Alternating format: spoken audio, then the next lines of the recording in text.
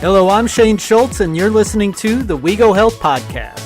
WEGO Health is a network of over 100,000 patient advocates, influencers, and experts helping others and transforming healthcare. The following interview is from the WEGO Health Awards Winner Series. Hi, Julie. It's great to have you here today. Hey, Shane. Great to be here talking to some fantastic award winners. Absolutely. Hey, we got a great interview. Her name is Tiffany Kairos. So why don't you tell us a little bit about her? Sure. So it's actually kind of funny. I won the Best in Show Twitter WEGO Health Award in 2015. So it's been pretty cool to be on the other side of the campaign this year, working with WEGO Health, just seeing how the process works and passing on the torch to the next winner. We have all of the nominations come in from anybody. Anybody can nominate. And then all of the endorsements, and then the judges go through and truly judge each of the finalists off of their content. And Tiffany, if you go and look at the content she has on her feeds, you will see why she won Best in Show Twitter. Tiffany is an epilepsy fighter who it really is passionate about advocacy. She founded the Epilepsy Network, which is a global organization with online support of over 21,000. So it's pretty legit. She has a really great following. And if you follow Tiffany online, you'll know that she's so full of positivity and radiates hope. She's someone that I enjoy following for daily inspiration. So I highly suggest you go follow her Twitter. Listen up to this interview. It's a great one. Awesome. Let's get right to it. I am here at the 2016 WEGO Health Awards, and I'm sitting here with my good friend Tiffany Kairos. Hey, Tiffany, how are you? I'm doing great. It is wonderful to have you. Did I pronounce your last name right? Is it Kairos or Kairos? Well, it's pronounced both ways, but we pronounce it Kairos in our household. Okay, so here we go. So tell me, why are you here? And then what is it that you advocate for? Well, I'm a finalist for Best in Show Twitter. Oh, okay. All right. Hey, I just learned something, and I can learn something again. Okay, I can learn two things in one day. All right, okay. All right, so we're at Twitter, and then so you're here with the WEGO Awards. That's pretty awesome. Tell me what it is that you represent. What do you advocate for? Well, I advocate for epilepsy awareness. Oh, okay. Epilepsy. And I myself live with epilepsy. Okay. Not the easiest thing to deal with. So it's a challenge. yeah, I know a little bit about it myself. Okay. All right. Tell me what it is that brought you to the awareness of epilepsy for you. Well, sure. I was diagnosed at the age of 22 after only being married for about 4 months. And I happened to be driving to the store to buy Christmas and birthday presents for my husband. And I was inspired, both my husband and I were inspired actually by my diagnosis. We created the Epilepsy Network organization along with a blog to encourage and to educate and provide hope to all those affected by epilepsy. Pretty ambitious. Here it is. You're actually being diagnosed with a tough thing to deal with, and then you are inspired to go ahead and help others out that are more like you than they are different. How did you go about doing that? How did you go about arranging the foundation and arranging the sources in order to be able to help out others? Well, my husband is a graphic designer. That's the amazing aspect right there.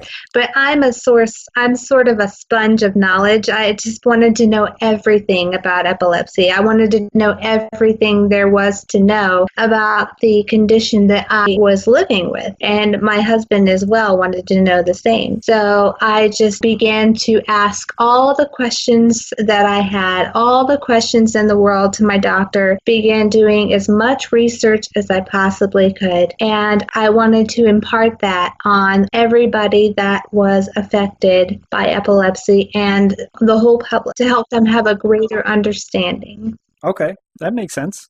So how do you go about doing that? Well, how we do that is we share informative, inspirational content, and we host educational online events as well. Okay. So when you talk about your content, how do you go about getting your content? Because that's pretty big when you're talking about different social media networks and stuff. So where do you come up with your content? Is it something that you plan ahead? Do you have like a percentage of what is going to be educational, what's going to be motivational, what's going to be humorous? how do you go about doing that? Well, we do plan ahead. Again, my husband is a graphic designer, so we come together and we design and we create content, educational, informative content to help the public and help all those affected by epilepsy understand what is epilepsy and all the things that make up epilepsy, to help them understand anything and everything that can help to have a greater understanding and a greater sense of their journey. Okay. Talking about the journey of epilepsy, what's it been like for you? Well, for me, I just recently discovered there are many different types of epilepsy, for one, but I recently discovered that I have refractory epilepsy. And what that means is that medication can't tame my seizures. I take medication, it tames it for a while, but it comes back. So I have seizures every day. Not always grand mal seizures, sometimes smaller seizures, complex partial seizures, or, just auras and things of that nature. Mm-hmm. So I actually know somebody who I took care of for a little bit who has epilepsy. It's really kind of strange because like you talk about the seizures, it was out of the blue as to where all of a sudden I would hear like and next thing you know, they were having the seizure that they were having. Is that something similar to what it is that you go through? It can be. I don't always have grand mal seizures, as I said. That is something that can be once in the blue moon for me. Right. Well, most every day I have, the smaller seizures, the complex partial seizures, or the auras, where I just, blank out. I just, stare off or something of that nature for about between 5 to 10 seconds. And then I, come back to, and it's just like nothing ever happened. Wow. Okay. All right. Now, when did this start for you? Well, I had my very first grand mal seizure when I was 16 years old, and they put me on 2 different medications for about a year, and then I was just fine. I went back to regular life, and then at the age of 22, they came back, and that's when I was officially diagnosed with epilepsy. Now, are you cautionary for falling or anything in that sense? Anytime I go to the hospital, they do put a wristband on me as, a fall risk, that nature. I don't drive. I prefer not to walk alone and things of that nature. And I let my husband know where I'm going in case something happens. And if I cook or anything, using anything sharp, I'm always, Right. Yeah. It sounds a little bit of a guarded life, and for good reason. But how does that affect you? I mean, is that something that you think about or that you've thought about over the years? To be honest with you, I never expected to have this condition. I mean, who would expect to have a chronic condition like that? I mean, it totally flipped my life, our lives, my husband and I, upside down. I mean, I had to stop working. I could no longer drive. I depend on everybody else to get to and from. We lost our very first home that we picked out, and we had to move in with family to start over. Because you weren't able to have the income? Yeah, well, I wasn't able to bring in the income, and he had to take care of me, which was difficult. So we didn't have the funds really to sustain a home. Mm-hmm. Yeah, so it made things difficult. So we had to move in with family, and so that, there was really a difficult time period, and in that time period, it put me in a place where I was really depressed and things of that nature. But by the grace of God and family and the love of my husband, I was lifted back up and inspired and encouraged to keep on going and not give up. Okay. So how do you go about doing that? Where can somebody find you in order to be able to follow you for what it is that maybe they deal with epilepsy? Maybe they know somebody who deals with epilepsy. How is it that you go about doing? Do you do a blog? Do you do Facebook? Yeah, absolutely. The Epilepsy Network, we're online, theepilepsynetwork.com. We have a whole community where people come together and they communicate with one another and talk with one another, as well as we provide education and we provide provide, the online events and so on and so forth. That's on Facebook. We're on Instagram. We have a YouTube page with educational videos, as well as my story. And, I do have a blog of my own, which is on TiffanyKairos.com. And you're up for the Twitter award. Yes, you can find me on Twitter as well. Okay, so help me out on Twitter, because it totally overwhelmed me in the beginning. Only having 140 different characters, and I know there's ins and outs to it and everything like that. So what is your secret? How is it that somebody can be effective on Twitter?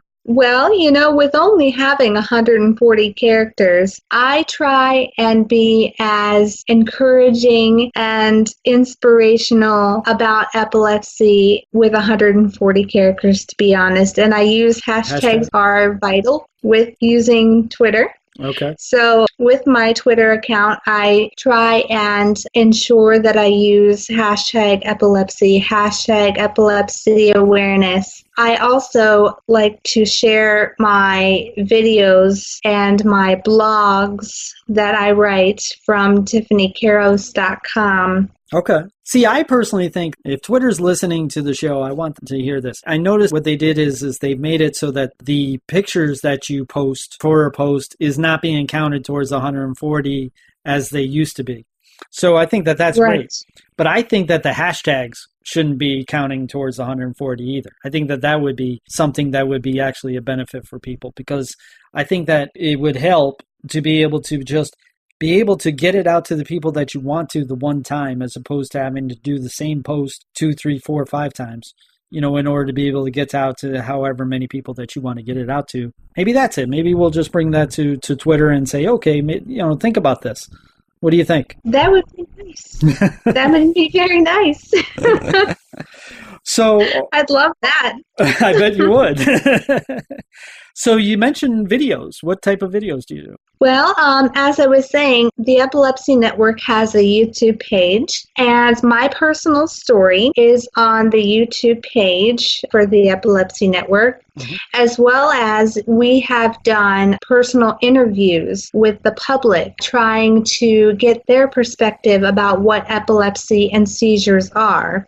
So we try and share that with other epilepsy organizations and other friends of mine in the epilepsy community, to try and encourage them to share that with others, to help, raise awareness as much as possible. Sure.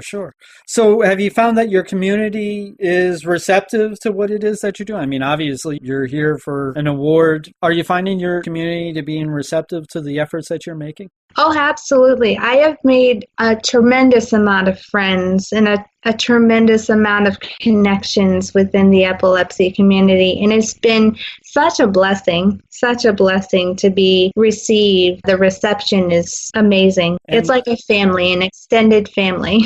And do you want to mention your husband, since he helps you out? Yes, absolutely. My husband, Chris Kairos, he has been an amazing blessing along this journey. I mean, we've been on this journey now almost 8 years, and we've been married almost 8 years. I mean, as I've said, I was diagnosed 4 months after we were married. The length of the time that we've been married is just about the time, the length that I was diagnosed with epilepsy. So we've been together fighting this the whole time. Together. That's very cool, and kudos to him for being the strength in order to help you out to do that. As far as your community is concerned, if you were to be leaving a message for them, what would that one message be? That message would be, no matter how hard it is, no matter the difficulty, don't give up.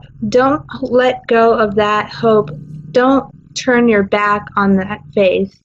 You have a community, you have family, you have extended family within this community.